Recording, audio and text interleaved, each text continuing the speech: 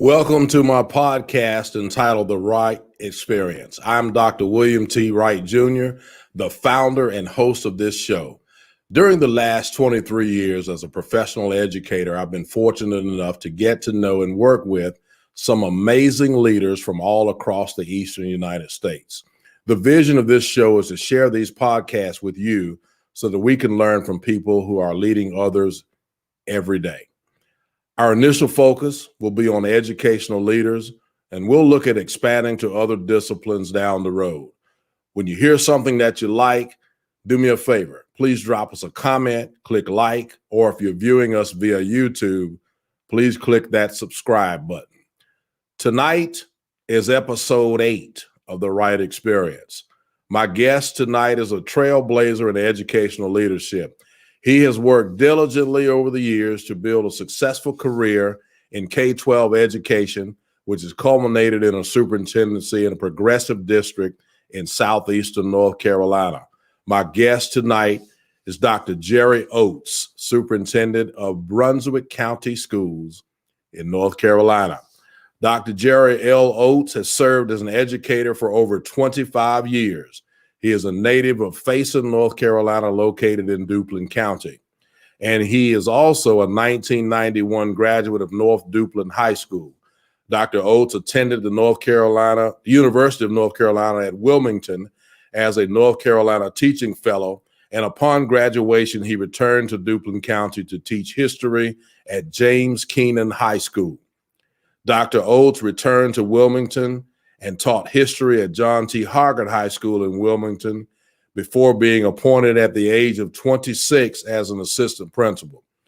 He earned his Master's of School Administration from UNCW and his doctorate in educational leadership from Fayetteville State University. Dr. Oates has served as a principal in New Hanover County Schools and was the 2015 Principal of the Year in that district. That same year, he accepted a position as the Executive Director of Human Resources in Brunswick County Schools, became the Associate Superintendent 18 months later, and in November of 2018, Dr. Oates was named the Superintendent of Brunswick County Schools. He is a member of the prestigious Alpha Phi Alpha Fraternity Incorporated. He serves on the Board of Directors for United Way, and he serves as the minister of music for his church.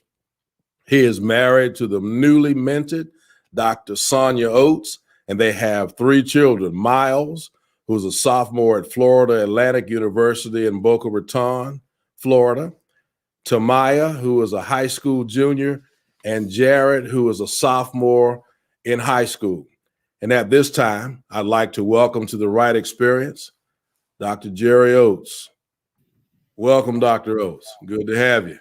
Good evening, Dr. Wright. How are you? Good to have you, my brother. Good to have you aboard the Wright Experience. I'm excited about having you here tonight. You are what I would consider to be one of our rising stars in the superintendent ranks, and we're really proud of the work that you're doing.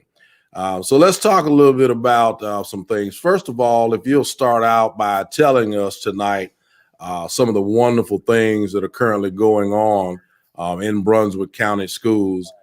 Tell us about your district and then some of the wonderful things that are going on there currently.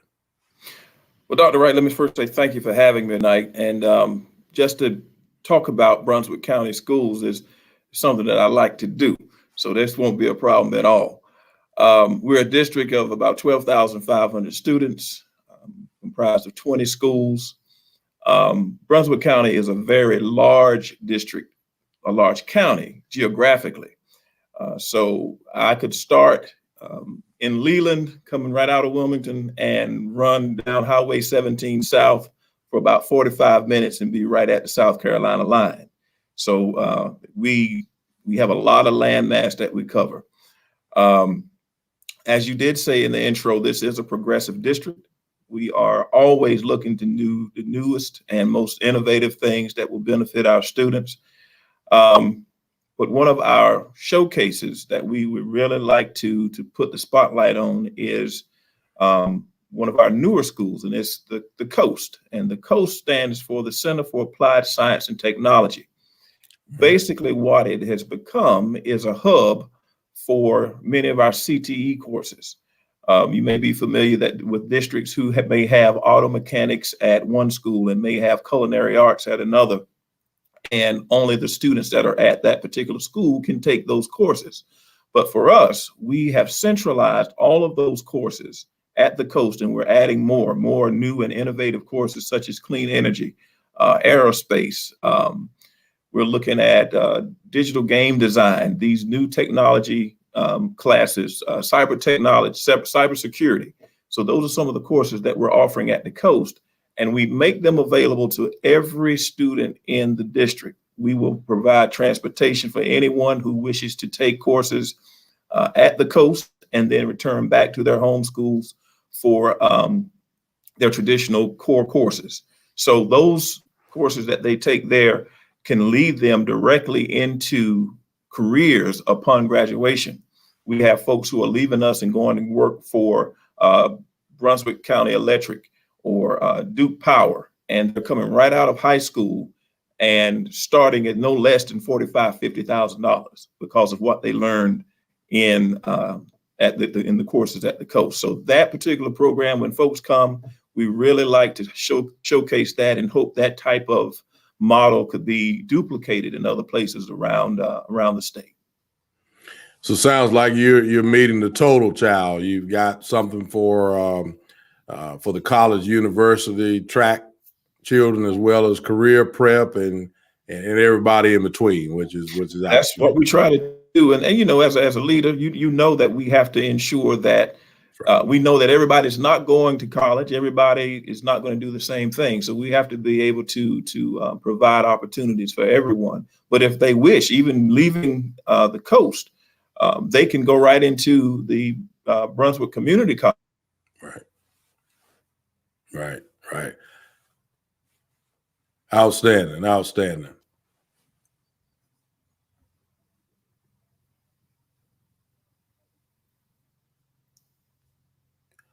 All right. So, Dr. Oates, tell us what is the largest lesson that you have learned thus far? This pandemic has caused all of us to have to retool. So tell us what you believe the largest lesson you've learned thus far that will shape your future as a leader. Well, I just believe that anyone who is in any position of leadership during this pandemic, I've said it publicly and I'll say it here, there's nothing that you cannot do after coming out of this pandemic. It gives you or makes you recognize skills that you didn't particularly have. You understand that you really learn how to think out of the box and do things that you probably wouldn't have done under any other circumstances. And although the pandemic has had some negative effects on us, I think that we have learned so many things that we can take forward coming out of the pandemic that will leave what we used to do in the past. I've spoken with my principals and I've challenged them to find those things that at first they did not accept and didn't want to do, but over time they grew accustomed to them, and to be able to use those things as we move forward into the future. Our motto this year going into the pandemic was embrace the new.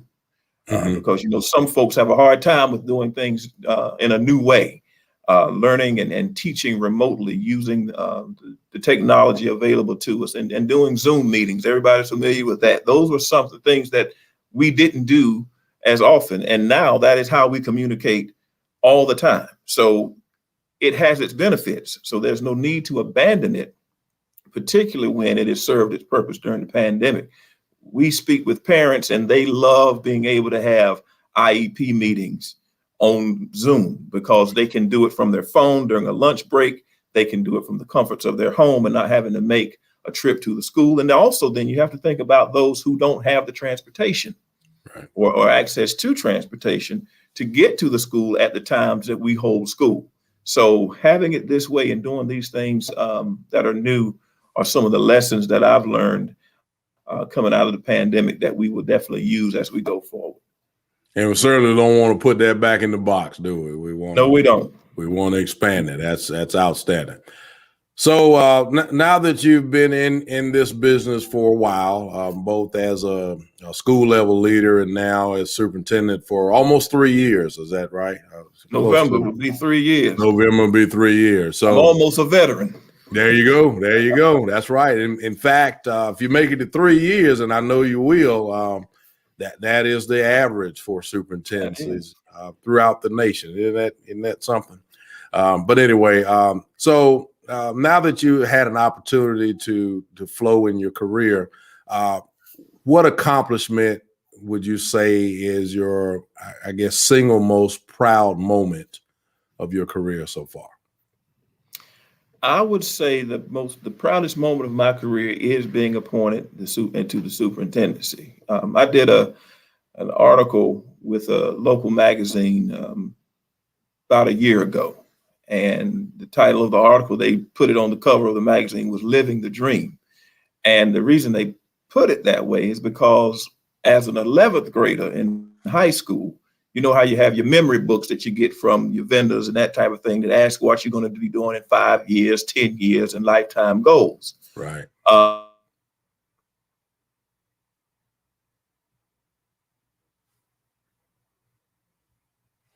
With my children, my 10-year goal was to get a master's of school administration and be a principal.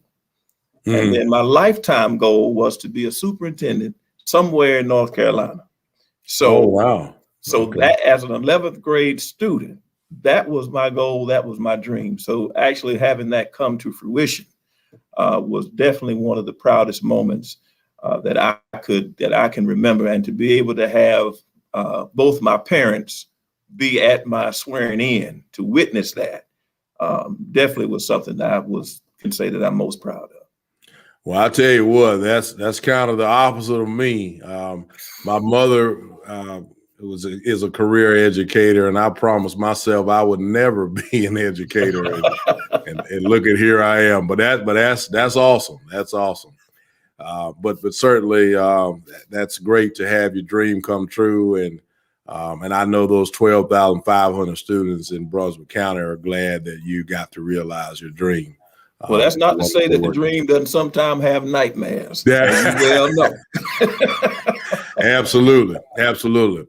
So, Dr. Oates, you're kind of in unique company in this next question I'm going to ask you. Most of our spouses certainly in the state of North Carolina may not be educators, or certainly not at the level that the newly minted Dr. Oates is.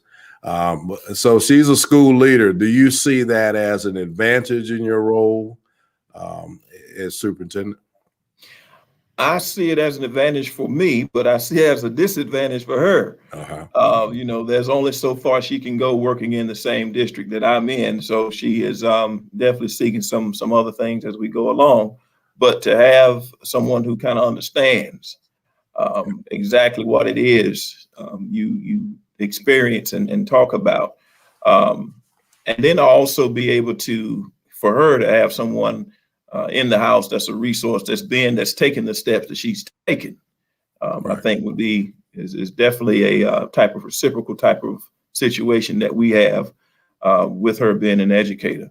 My mother also is a 30-year retired teacher, and okay.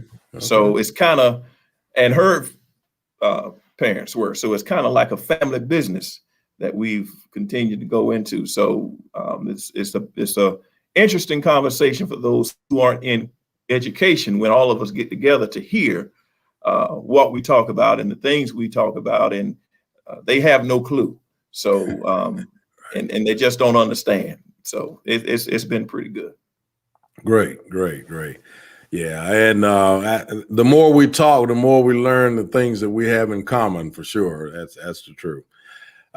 So if you had the opportunity to create a blueprint for aspiring leaders, what would be in it? It's interesting you say that. My philosophy for leadership is based on what I have termed the 5 pillars of leadership. And I share this every year with my principals, and it doesn't change. The first thing is to treat people like people. When you are in these leadership roles, you have to remember that you are still a person. You're not a position. And the people that you are serving are people, and they're not positions. So treating people like people is paramount. And then secondly, you have to take care of yourself and your family, because if you're not taking care of yourself, you're no good to those that you're serving. And then if you don't take care of your family, when the people that you serve are gone, your family has been left out in the cold. So you have to make sure they're taken care of. Third thing I always tell folks is to ask for help. Mm-hmm. I don't care what role you're in. You don't know it all. You can't do it all. There's someone who probably knows a little bit more than you do. Ask for help from them. And you know, having this outlet, even with this podcast and having the network of superintendents that we have, that's something that I definitely rely on to make sure I have people I can ask for help, ask their advice. What's your take on this? And it definitely works. Definitely works for us. Fourth, be the professional in everything you do. Don't get your feathers ruffled so much that it takes you out of the professional that you have tried to become and work in that element every day. And the last thing is always strive for continuous improvement. Yeah. You know, you can always do whatever you're doing better. So those are the 5 things that I give my principles, and that's what you can share that with. I share that with anybody that comes into contact with me and ask me, what do I think about leadership and how can I get into it? And the biggest thing is, you know, remembering that you are here to serve. That's right. You are not here to be served. Your question should ask, what is it that I can do to make your job easier or make your job so that you can touch the lives of these kids that are in front of you? So that's kind of it for me. All right. I love it. I love it. I got my notebook going, and I'll play this back a couple times. That's outstanding, because it puts in a nutshell the total work that we have to do as leaders. It's not just about making decisions or barking out orders, but it's about the total aspect of leadership. Outstanding. So as public schools move forward, we've been through a lot these last 12 to 15 months.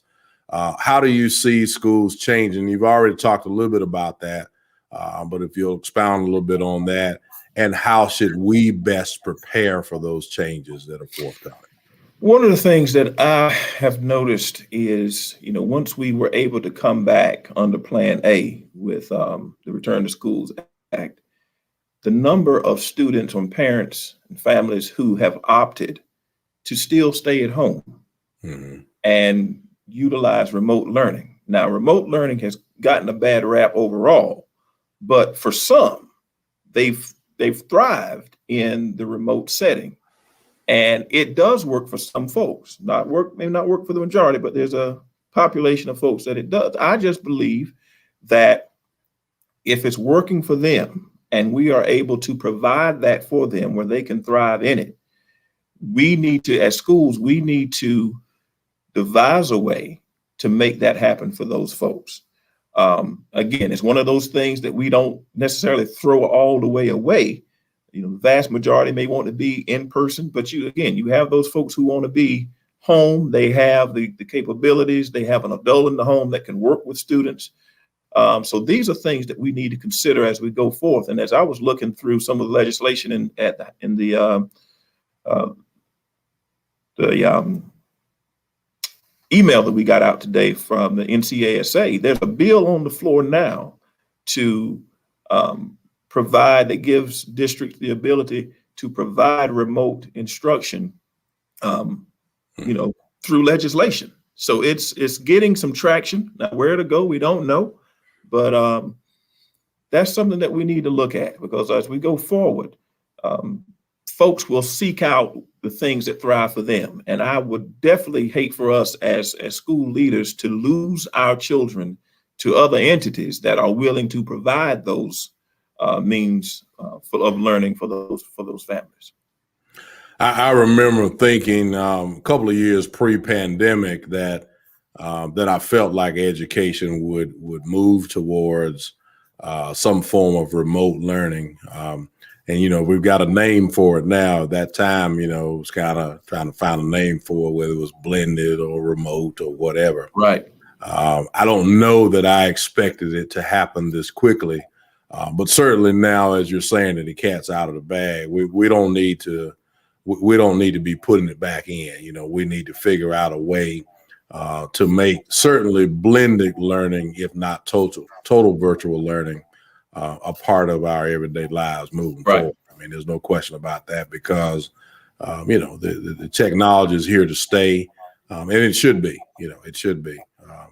And we've just got to, like you say, pull up by our bootstraps and make sure that we're providing those opportunities so that we can continue to retain the students as we need to. That's absolutely right. So speaking of retention, how do we as school leaders continue to recruit and make sure that we retain high quality educators in the 21st century?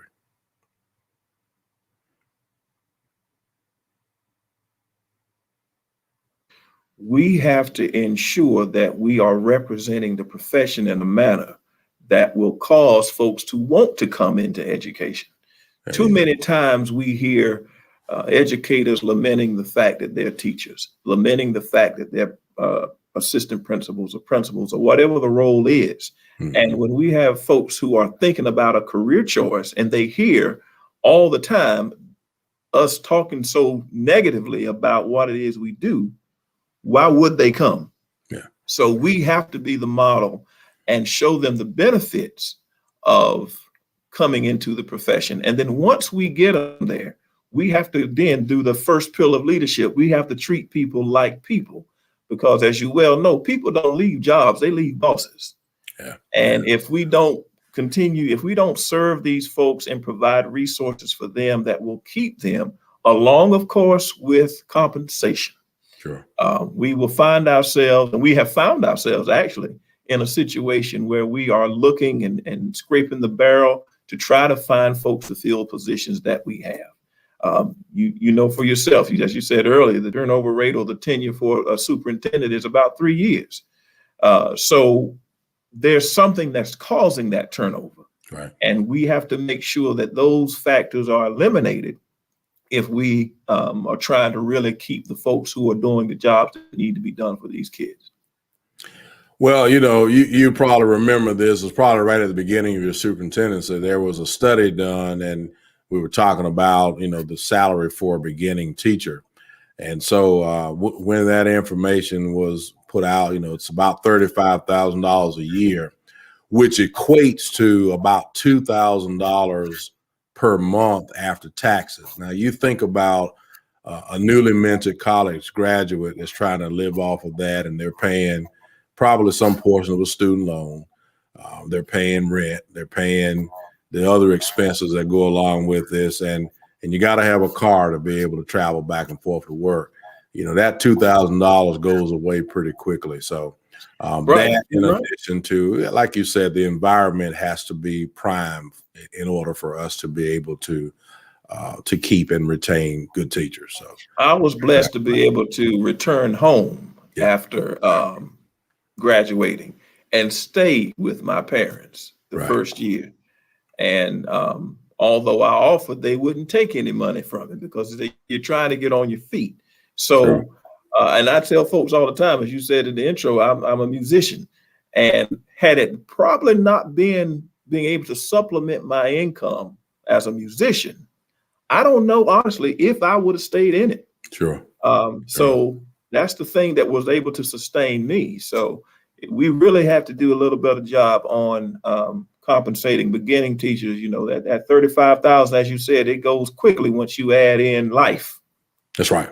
That's exactly right.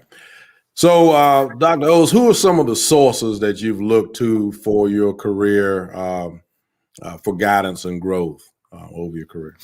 I would say first, of course, I'm a man of faith. I don't have a problem telling folks that. I look for guidance from God, first of all. Right.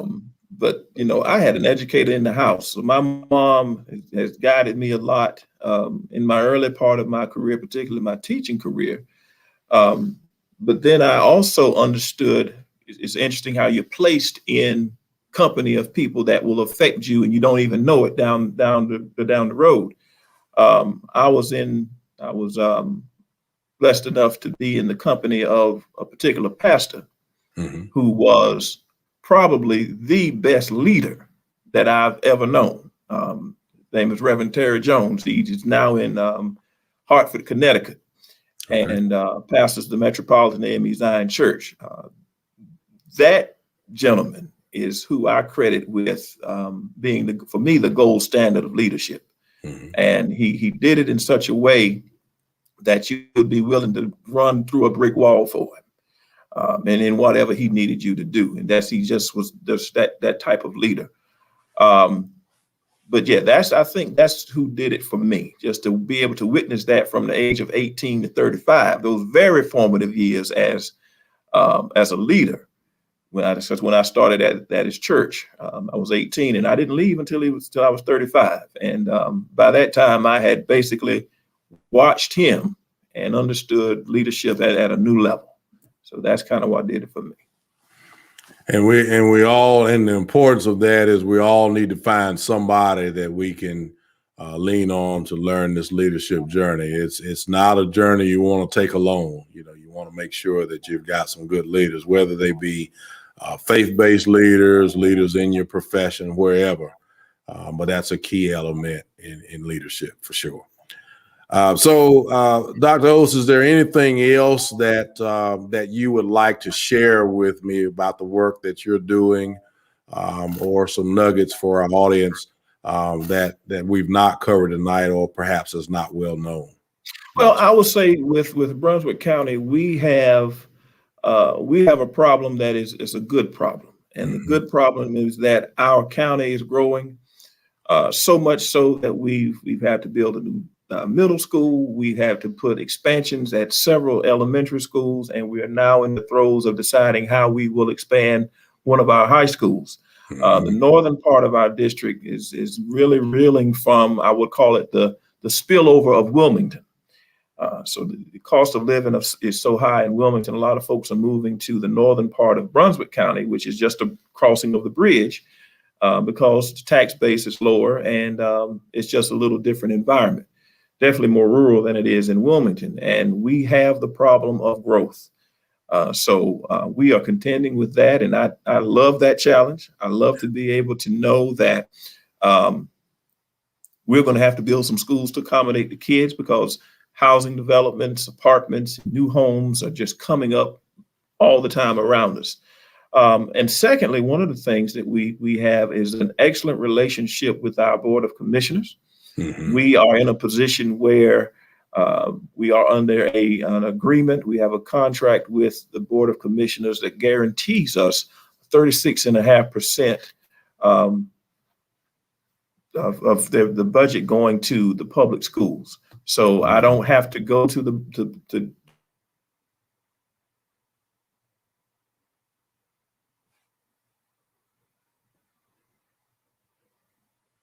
in planning and being able to kind of forecast things where we need to go. So Brunswick County is a wonderful place to live and work. And I am definitely grateful for it. Wonderful. That was a bit of a shameless plug. No, I'm just kidding. That's good. That's good. And we all have a lot to be thankful for. And those relationships with your Board of Education and with the county commissioners are certainly key in your development as a superintendent. If you're somewhere where you've got those good relationships with those entities, as I do here in Hertford County, then that's a great place to be for sure. No question about that. So Dr. Oates, if you hold on with me for a minute, I've got a little cleanup work I need to do here, and I'll be right back with you. My next podcast will air on April 29th at 7:00 p.m. My guest is going to be Dr. Eddie Ingram. Dr. Eddie Ingram is currently the superintendent of Berkeley County Schools in South Carolina. Dr. Ingram will be retiring from there soon, and then he's going to serve for a period of time as an interim superintendent in his home state and county as the superintendent of the Elizabeth City Pasquotank Schools, for a portion of the 2021-2022 school year. So I look forward to talking with him about that new venture and the experiences that he'll have and what he has experienced also during his time in South Carolina. Dr. Oates, certainly want to thank you tremendously for being a part of the Wright experience and being my guest tonight. I just want to say on a personal note, from one alpha man to another, I'm extremely proud of you and the work that you're doing for those wonderful students and staff that you have in Brunswick County. I'm amazed, continuously amazed to hear the wonderful things. I was actually sitting in my living room one night and I saw you on our local channel here promoting your district and talking about the wonderful things that are going on there. And certainly I'm honored to have you be a part of our show and be a part of this podcast as we're continuously growing. So thank you for that. And this platform is open to you to return anytime. You just let us know. And I definitely appreciate the invitation, and kudos to you as well for being a visionary and having this type of platform for educational leaders and other leaders to come on and talk about what it is that we do, and just having this as a treasure trove of information for aspiring leaders is good as well. So they will be able to just click on these and basically learn from those who are in the business. Well, thank you. I appreciate that. And thank you all for watching tonight. Good evening.